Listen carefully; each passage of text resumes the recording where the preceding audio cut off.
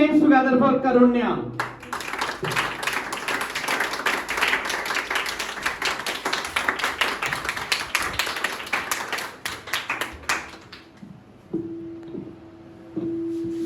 Respected sir and one and all present here.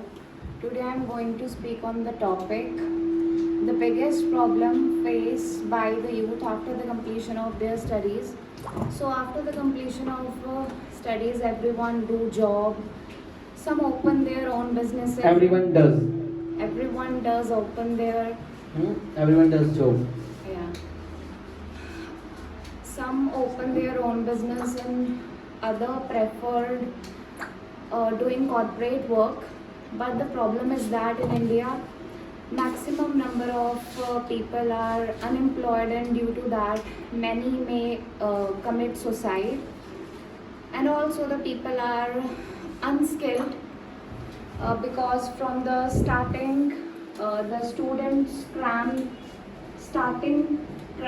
the things in school and get habitual to it, so they did not able to develop a logical thinking. They are not able to.